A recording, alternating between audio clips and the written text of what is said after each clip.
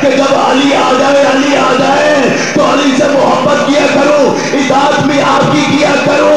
ان صحابی نے یہ بتایا کہ بڑا دل میں محبت ہوتی ہے علی کی۔ اللہ نے یہ تو کہہ دیا تھا کہ تمہارے دلوں میں ابھی تک اللہ نے ایمان ڈالا ہی نہیں ہے۔ وہ یہ کہہ رہے اطاعت میں محمد کی کرتا ہوں، محبت میں علی سے کرتا ہوں۔ کہ یا رسول اللہ جب سامنے سے علی آتے ہیں تو میرا دل ٹھاٹے مارتا ہے، جس میں علی بچ رہا ہے میں علی کے قدموں پہ سجدے کرنے لگتا ہوں اور چاہتا ہوں کہ علی کی اتباع کر لوں، علی سے محبت کر لوں۔ محمد اٹھے، اس صحابی کے ماتھے کا بوجھا لیا، بوجھا لے کے کہا جا اپنی ماں کے قدموں کو چوم کر کہنا تیری ماں نے خیانت نہیں کی۔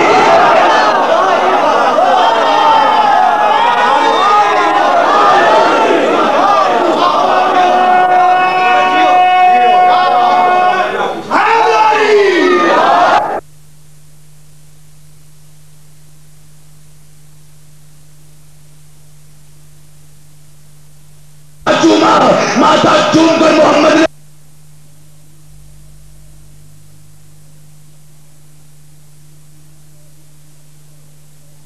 نہیں کی، اپنی آمد میں خیانت نہیں کی۔ تو پتا چلا جن کا دل علی سے محبت کرے گھروں میں جا کر ماں کے قدموں کو چوما کرے۔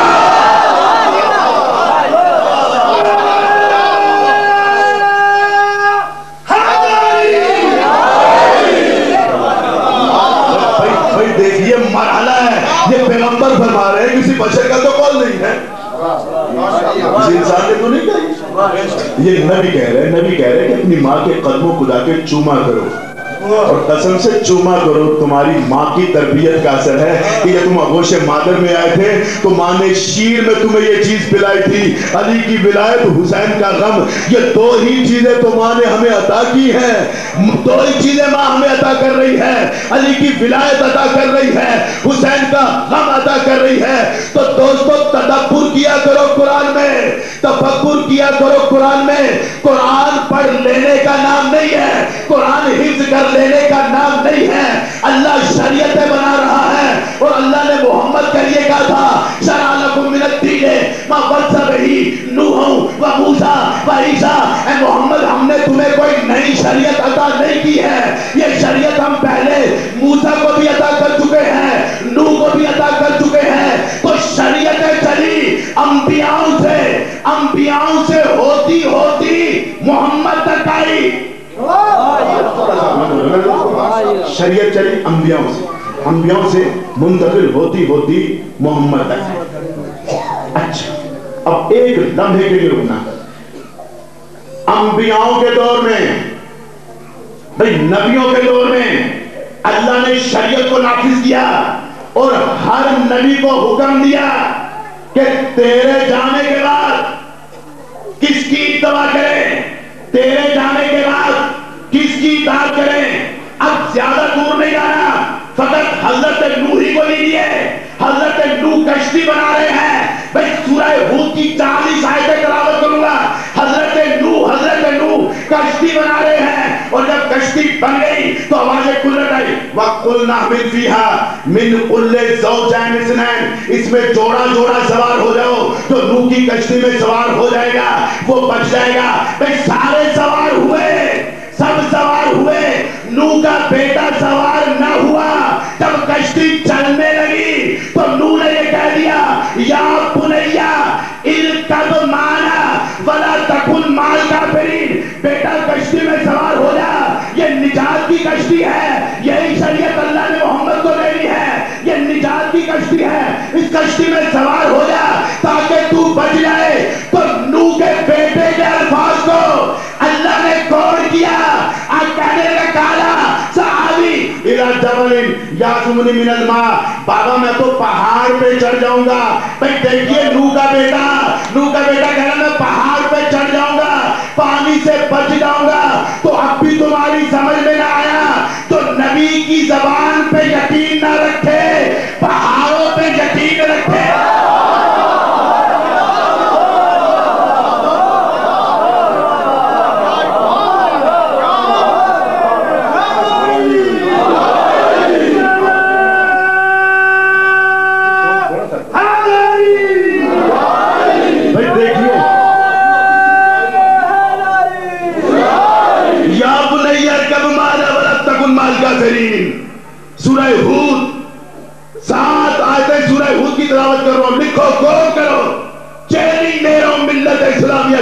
مفکرین کو کہ آؤ اس پلیٹ فارم پہ حسینی پر آج ہم تمہیں حقائق سے پردہ اٹھا کر دیں. یا بنیا ارکب معنا، بیٹا اس کشتی پہ سوار ہو جائے.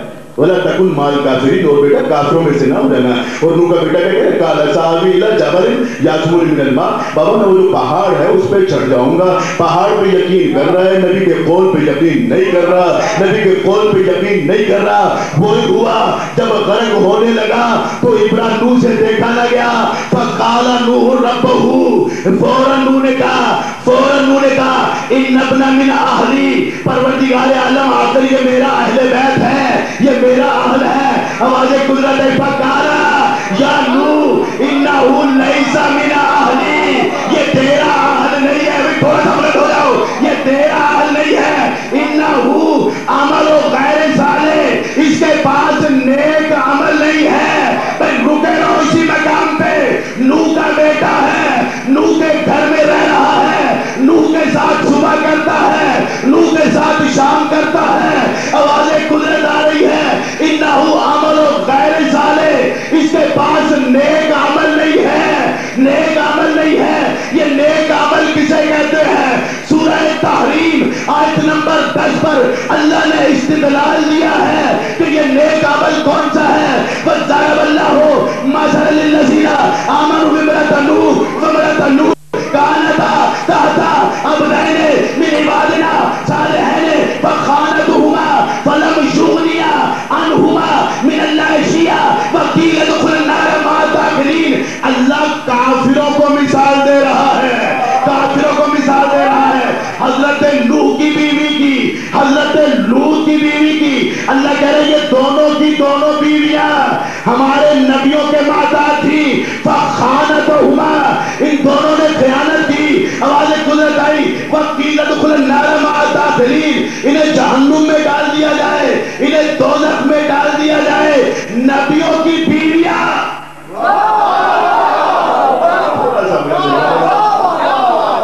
شریعت بن رہی ہے. میں تو قرآن سورہ تحریم آیت نمبر 10 کی تلاوت کر رہا ہوں. میں نے تو کوئی تفسیر نہیں کہی، کوئی تاریخ نہیں پڑھی. جاؤ قرآن اٹھا کے دیکھو، سورہ تحریم حوالہ دے رہا ہوں. سورہ تحریم کی آیت نمبر 10 میں اللہ کہہ رہا ہے وَضَرَبَ اللَّهُ مَثَلًا لِلَّذِينَ كَفَرُوا امْرَأَتَ نُوحٍ وامْرَأَتَ لُوطٍ، دونوں کی دونوں نبیوں کی بیویاں جہنم میں جا رہی ہیں. نوح کی بیوی جہنم میں، لوط کی بیوی جہنم میں. جرم کیا ہے؟ فَخَانَتُهُمَا، ہمارے دونوں بنائے ہوئے معصوم نبیوں سے خیانت کی. اچھا دوستو ایک لمحے کے لیے روکیے. جتنا بھی عرصہ نوح کی بیوی نوح کے گھر میں رہی، لوط کی بیوی لوط کے گھر میں رہی، کیا وہ نماز نہ پڑھتی ہوگی؟ اگر نوح سجدہ کرے تو سجدہ کرتی ہوگی، نوح روزہ رکھے رکھتی ہوگی، نوح تسبیح پڑھے تو پڑھتی ہوگی. تھوڑا سا بلند ہو جائیے. نوح سجدہ کرے تو کرتی ہوگی، نوح روزہ رکھے تو رکھتی ہوگی، لوط کی بیوی رکھتی ہوگی. لیکن اللہ کہہ رہا ہے فَخَانَتُهُمَا، پتہ چلا کہ سجدوں میں روزوں میں نجات نہیں ہے، ان میں نجات نہیں ہے. فَخَانَتُهُمَا، انہوں نے خیانت کی. تو یہ نہ کہا کرو کہ نبیوں کی بیویاں جنت ہی میں جائیں گی. دیکھا جائے گا عمل.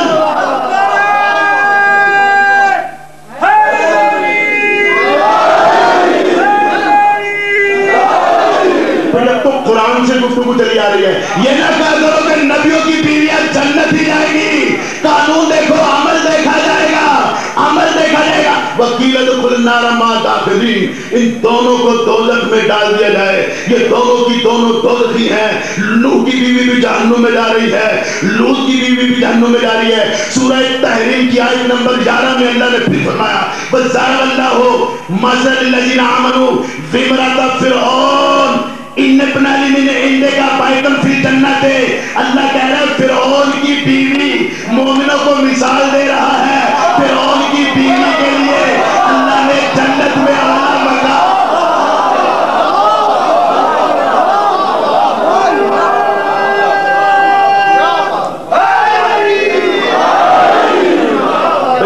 سمجھ آ رہی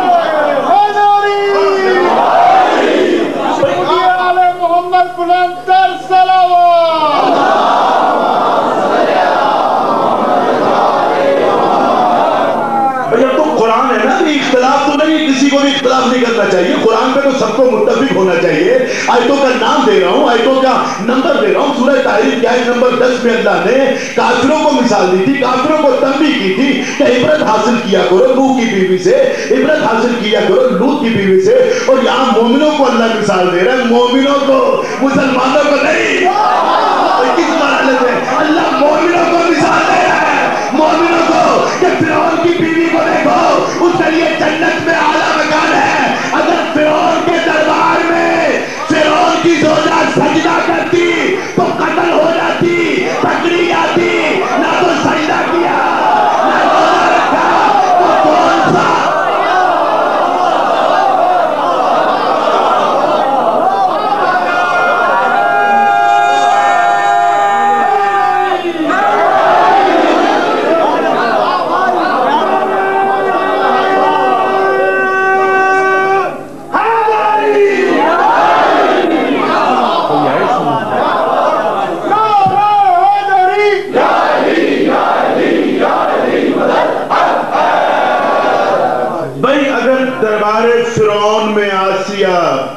زوجہ فرعون سجدے کرے تو پکڑی جائے گی تو مسلمان ہے, جبکہ وہ تو قتل کر رہا ہے.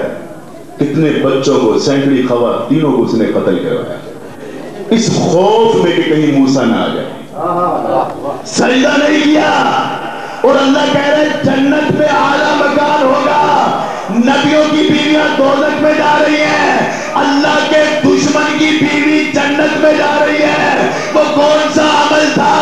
سورہ ہود نے فرمایا, سورہ ہود میں اللہ نے کہا زوجہ فرعون کے پاس وہ کون سا عمل تھا؟ موسیٰ کو آغوش میں لیا, ماتھے کو چوما, چوم کر کہہ رہی ہے وَقُرَّةُ أَعْيُنِي, یہ میرے آنکھوں کی ٹھنڈک ہے. یہ ہے عمل اللہ کے بنائے ہوئے معصوم سے محبت کی.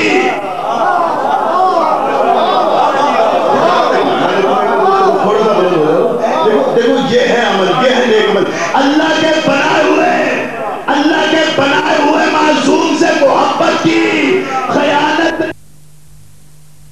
گھر میں رہنا کمال نہیں ہے.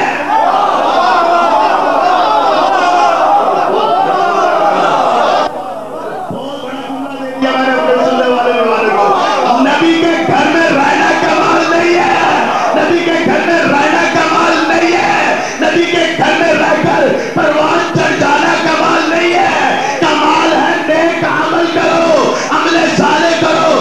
عمل صالح ہے مودت, عمل صالح ہے محبت. تو بتاؤ اللہ ان نبیوں کے لیے شریعت قائم کر رہا ہے, کیا محمد کے لیے شریعت قائم نہ کی ہوگی, نہ کہا ہوگا کہ اپنی امت کو بتا کے جا تیرے جانے کے بعد کون سا نیک عمل کرے.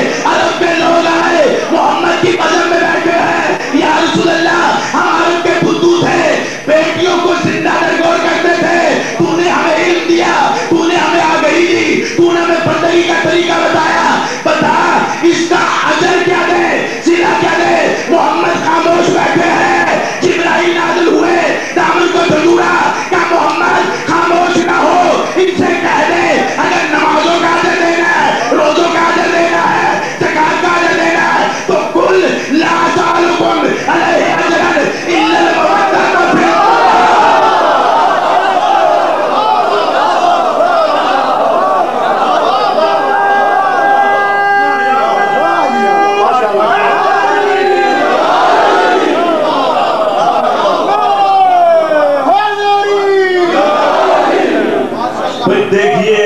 اگر تم نمازوں کا اجر دینا, یہ شریعتیں بن رہی ہیں, شریعت. اگر تم نمازوں کا اجر دینا چاہ رہے ہو, روزوں کا اجر دینا چاہ رہے ہو, حج کا اجر دینا چاہ رہے ہو, زکاتوں کا اجر دینا چاہ رہے ہو, تم تو وہی تھے جو بیٹیوں کو زندہ درگور کرتے تھے. محمد تو خاموش تھے. اللہ نے کہا, آواز قدرت آ گئی, جبرائیل نازل ہو گئے, قل لا اسألکم علیہ اجرا الا المودۃ فی القربی.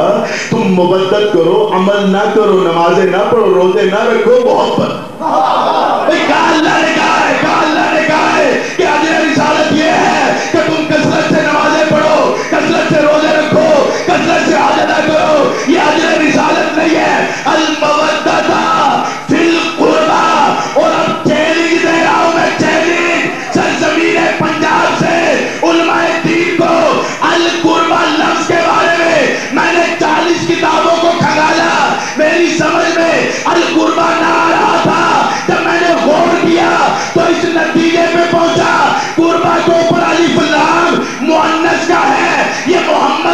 قریب کون سی مؤنث ہے جس سے مودت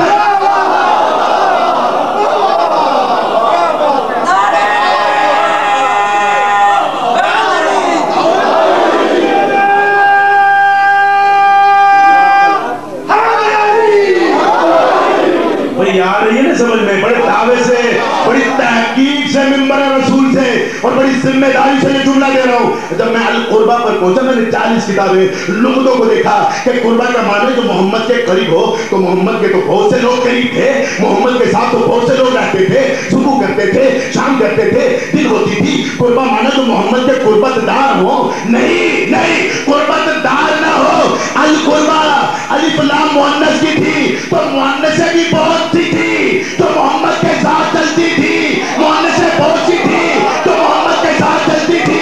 مؤنث میری سمجھ میں نہیں آ رہی تھی، میں کتابیں دیکھ رہا تھا، کتابیں کھنگال رہا تھا کہ ایسے میں میرا نبی چلتا چلتا بطول کے گھر میں آیا، رضا کو لیا، اپنے اوپر ڈالا، علی آئے چادر کے نیچے، حسن آئے چادر کے نیچے، حسین آئے چادر کے نیچے۔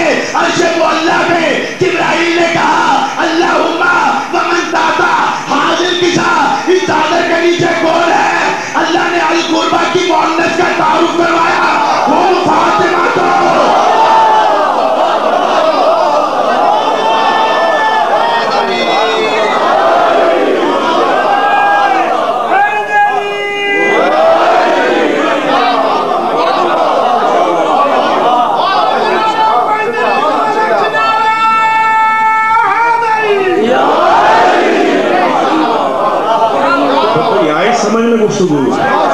بھئی القربہ تھی مؤنث تو کہہ دیتا کوئی کہ اس مؤنث سے مودت کا اللہ نے حکم دیا، اس مؤنث سے، اس عورت سے، اس مستور سے اللہ نے مودت کا حکم دیا۔ پھر بہت سی مستورات تھی محمد کے ساتھ، تو جبرائیل عرش معلیٰ پہ کہہ رہا ہے اللہ ہو من تحت حاضر کے ساتھ چادر کے نیچے کون ہے؟ تو قانون تو یہ تھا کہ نبی کو دیکھ کے کہتا ہے یا محمد لما خلقت الافلاق، اے محمد اگر تو نہ ہوتا تو میں کائنات نہ بناتا، اے محمد تیرے صدقے میں بنی کائنات۔ تو جب جبرائیل کو فرشتوں کو تعارف کروا رہا ہے تو کہہ دیتا محمد ہے، اس کی بیٹی ہے، اس کا داماد ہے، اس کے بیٹے ہیں نہیں۔ تقاضۂ توحید تو یہ تھا جس کے صدقے میں کائنات بن رہی ہے، کہہ دیتا محمد ہے، اس کی بیٹی ہے، اس کا شوہر ہے، اس کے بیٹے نہیں۔ ہوم فاطمہ تو پہلے فاطمہ، پھر محمد، پھر علی، پھر حسن، پھر حسین۔ اگر حدیث رک جاتی تو میں چپ ہو جاتا، نہیں۔ وہ معدن الرسالہ، وہ کام النبوہ، اس کے دروازے سے نبوت بڑھے گی، رکی نہیں۔ وہ معدن الرسالہ، وہ کام النبوہ، اس کے دروازے سے نبوتیں بڑھیں گی۔ تو معیار بنایا اللہ نے، تو پھر مجھے کہنے دو ایک جملہ حسین، میرے نوجوانوں، میری ملت کے غیور جوانوں، یہ جملہ میرا ضائع نہیں ہونا چاہیے۔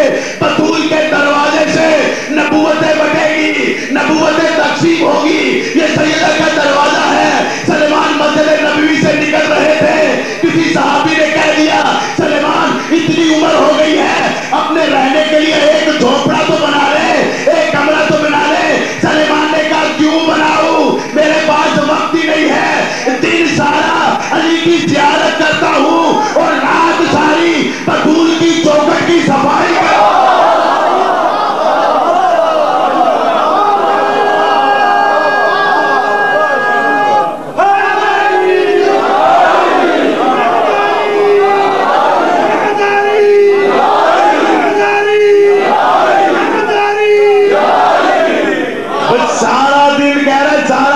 جب میرا دن بھی عبادت میں جاتا ہو، رات بھی عبادت میں جاتی ہو، تو پھر نبی تھا منصف، نبی تھا عادل، نبی نے معیار بنا دیا۔ دوستو معیار بنایا کہ رضی اللہ کسے کہنا ہے، لعنت اللہ کسے کہنا ہے۔ ہم اپنی جانب سے کسی کو نہ لعنت اللہ کہتے ہیں، نہ کسی کو رضی اللہ کہتے ہیں۔ نبی نے معیار بنایا، معیار۔ نماز فجر پڑھنے کے بعد نبی نے صحابہ کو ساتھ لیا، کہ سلیمان کہاں ہے؟ کہا سلیمان نظر نہیں آ رہے۔ علی بھی ساتھ چلے، سارے صحابہ ساتھ چلے۔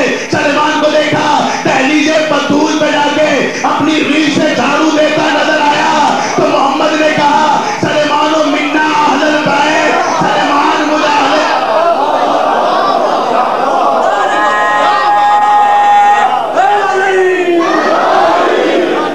بھئی آ رہی ہے گفتگو سمجھنے. سلیمان منا اہل البیت، سلیمان ہم اہل بیت میں سے ہے. نبی نے معیار بنایا، قانون بنایا، جو اس دروازے پہ جھک کر ریش سے جھاڑو دے دے وہ اہل بیت بن جاتا ہے، جو اس دروازے کو جلا دے وہ لعنت اللہ بنا.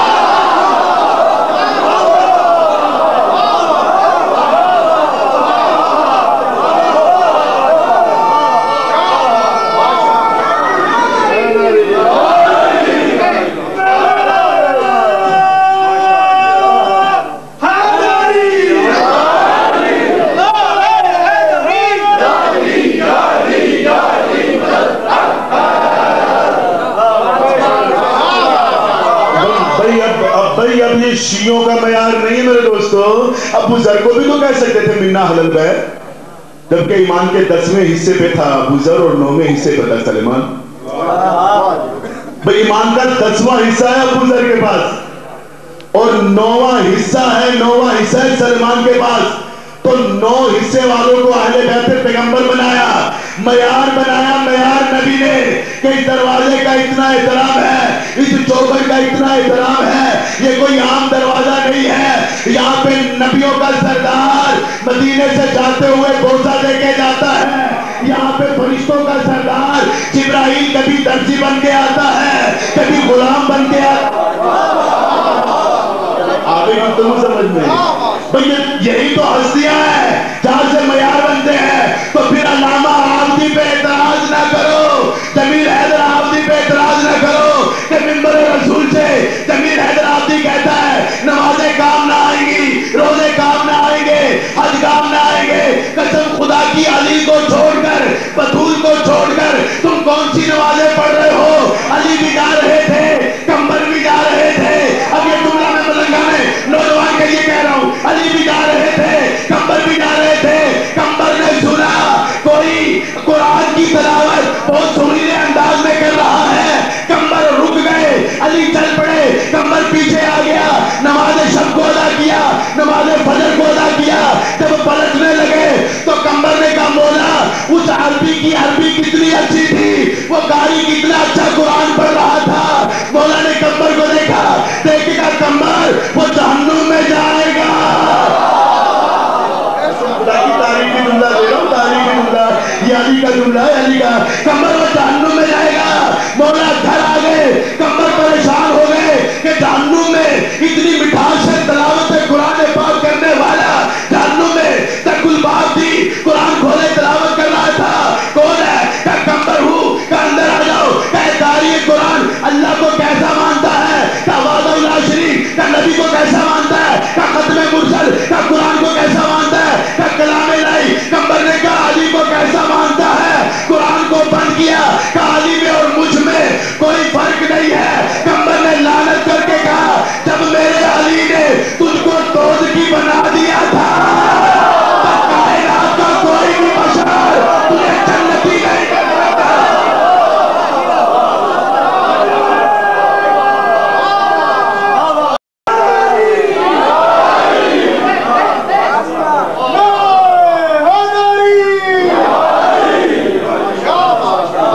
پہنچے اس مقام تک.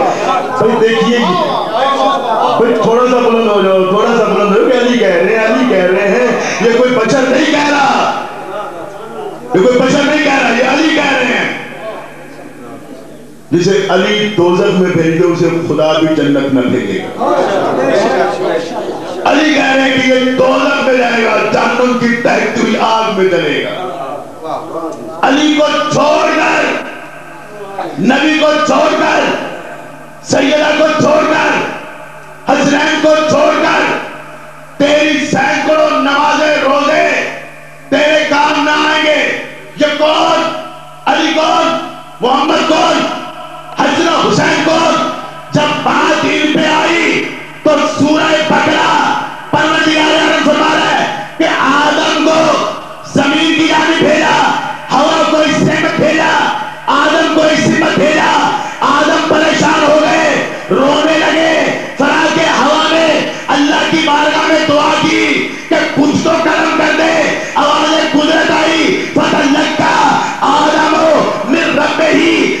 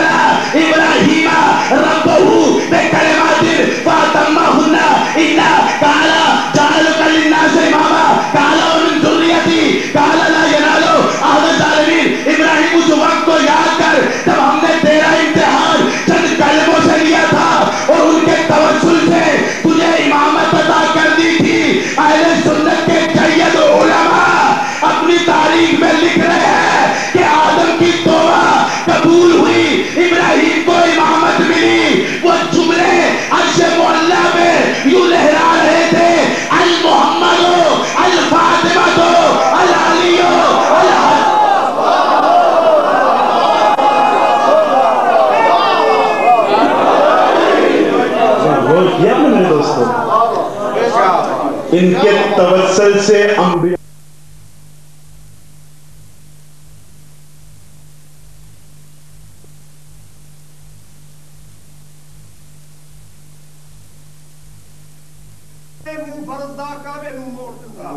رب آخدا جسم میں نہیں رکھدا، جسم نال علی دے جوڑ دیتا. کڈیا سی مریم نو عیسیٰ واری، رب کڈیا سی مریم نو عیسیٰ واری، واری علی دی کعبے نو توڑ دیتا. پاک رسول نے منہ چ زبان دے کے علم سارا سینے میں چھوڑ دیتا.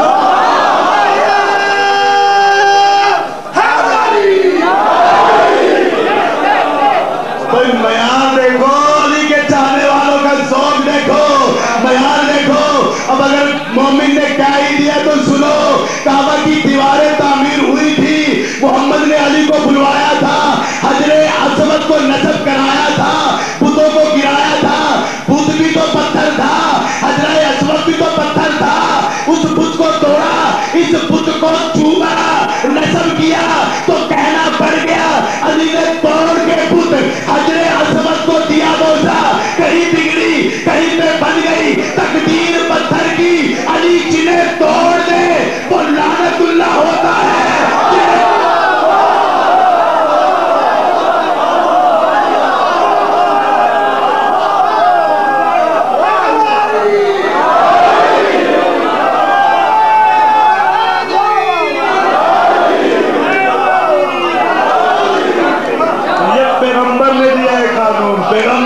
پیغمبر نے کعبہ کے اندر کسی پتھر کو علی نے چوما تھا، کسی پتھر کو علی نے توڑا تھا. پیغمبر نے قانون دیا تھا، ایھا الناس، اے میری امت کے مسلمانوں، علی جنہیں توڑ دے وہ لعنت اللہ ہوتا ہے، جنہیں چوم لے وہ رضی اللہ ہوتا ہے. تو دیکھا کرو کہ علی چومتا کسے ہے اور توڑتا.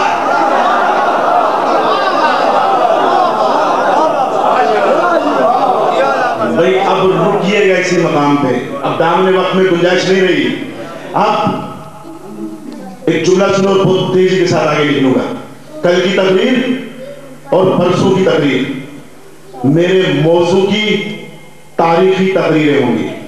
اور میرے سننے والے محترم سامعین، آج ہم قرآن سے باہر گفتگو نہیں کر رہے تھے، میرے سننے والے محترم سامعین، ان سے میری گزارش ہوگی کہ اپنے دوستوں احباب کو دعوت فکر دینا کہ ہم انہیں قرآن سے بتائیں گے کہ اتباع کیسے ہوتی ہے، محمد نے جانے کے بعد کن کن کی اتباع کا حکم دیا. یہ میری کل کی تقریر اور پرسوں کی تقریر میں ہوگا کہ میں بتاؤں گا کہ نبی نے جانے کے بعد کن کن کی اتباع کا حکم دیا ہے، کن کن کی اطاعت کا حکم دیا ہے، کن کن سے محمد نے روکا ہے، کن کن کے پیچھے چلنے کے لیے محمد نے حکم دیا ہے. بس اتنا سنو میرے دوستو کہ ان ہستیوں میں مکمل دین بستا ہے. یہ نہ ہوتی تو دین نہ ہوتی. اور آج اس بقائے دین کے لیے سرزمین کربلا میں ایک غریب سی بستی آباد ہوئی ہے. چھوٹی سی بستی ہے جو 3 محرم کو آباد ہوئی اور 10 محرم کو گزر گئی. اب جو رونے آئے ہو دوستو، اب یہ قیامت کی راتیں آ گئی، آہستہ آہستہ پرسہ دینا بولا تو. اور آج جس شہزادے کا میں تذکرہ کرنے جا رہا ہوں، قناتوں میں بیٹھی ماؤں بہنوں سے اور میرے ان نوجوانوں سے کہ جن کو اللہ نے اولاد عطا نہیں کی، قسم خدا کی آج کی منبر سے تاریخی عمل دے کے جاؤں گا میں آپ کو. اور سینکڑوں نوجوانوں نے اس عمل سے اللہ کی بارگاہ سے صدقہ علی اصغر میں اولاد کو حاصل کیا ہے. ایک 3 محرم کو بستی آباد ہوئی، 7 محرم کو بستی گزر گئی.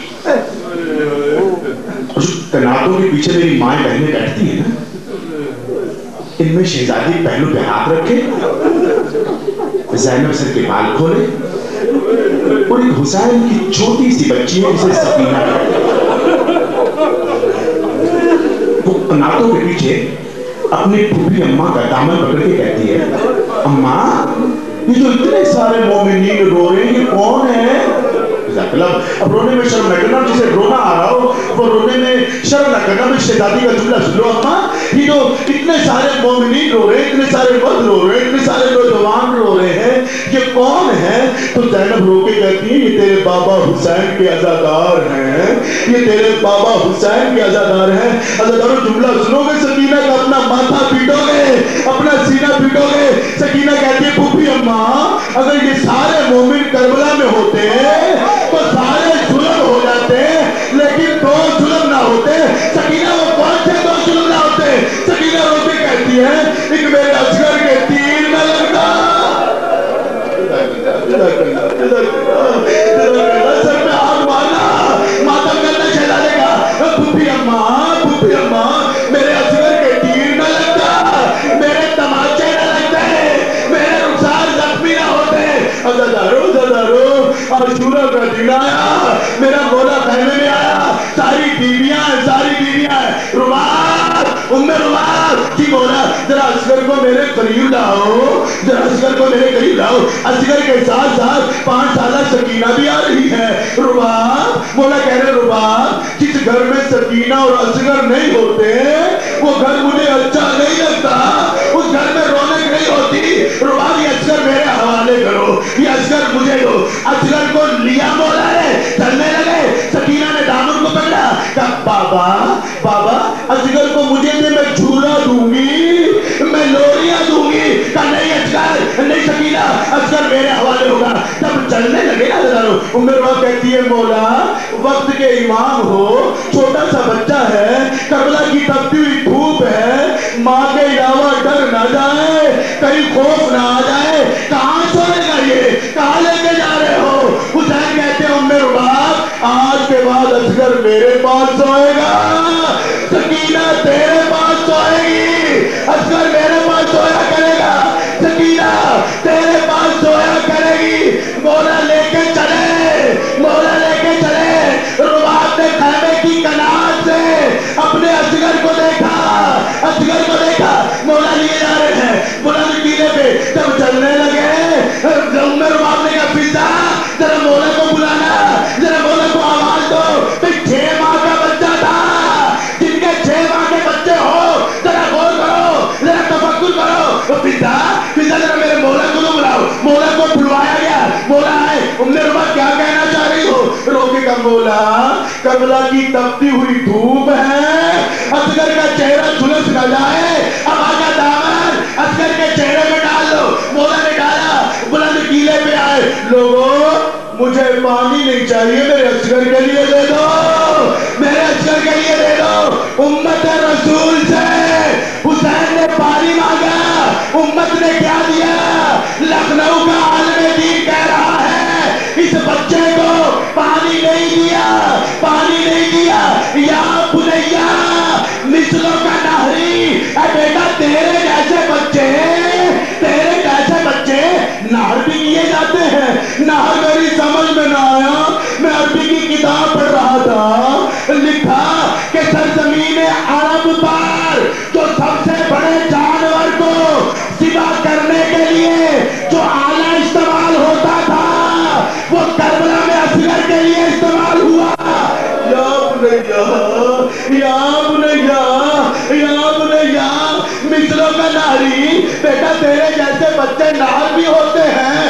عزاداران حسین ایک انگریز کہتا ہے مجھے نہیں پتا کربلا میں کون تھا، مجھے نہیں پتا کربلا کی جنگ کیسی تھی، لیکن راتوں کو اٹھ کر میری نیند چلی جاتی ہے، مجھے گھبراہٹ ہونے لگتی ہے جب یہ میں پڑھتا ہوں کہ کربلا کے میدان میں ایک چھوٹا سا بچہ تھا جسے یہ بھی نہیں پتا تھا کہ تیر کھا کر رونا ہے یا مسکرانا، اسے یہ بھی نہیں معلوم تھا کہ تیر کھا کر رونا ہے یا مسکرانا۔ میری رات کی نیندیں اڑ جاتی ہے۔ یا بنیا مثلوں کا نہری، بیٹا تیرے جیسے بچے نہر کیے جاتے ہیں۔ عزادارو حرملہ نے تیر لیا، مارنا چاہا، زمین پہ گرا، تیر لیا، مارنا چاہا، زمین پہ گرا، تیسری مرتبہ تیر لیا۔ عمر بن سعد نے کہا حرملہ کیا ہوا؟ کہا عمر بن سعد وہ خیمے میں دیکھ ایک چھوٹی سی بچی سر پہ قرآن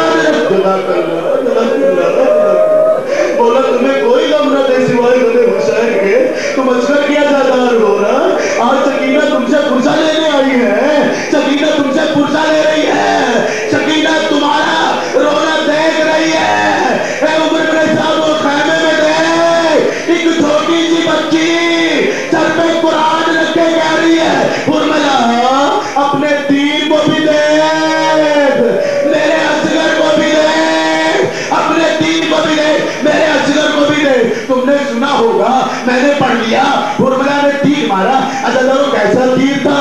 तीन थी नोकें, एक थी ढाल, तीन नोकें, एक नोक असगर के माथे में, एक नोक असगर के लबहा में, एक नोक असगर के गले में। मौला ने असगर को लिया, असगर को लिया, काबे के दरवाजे पे रुबाब जी मौला तेरा असगर आ गया, तेरा असगर आ गया।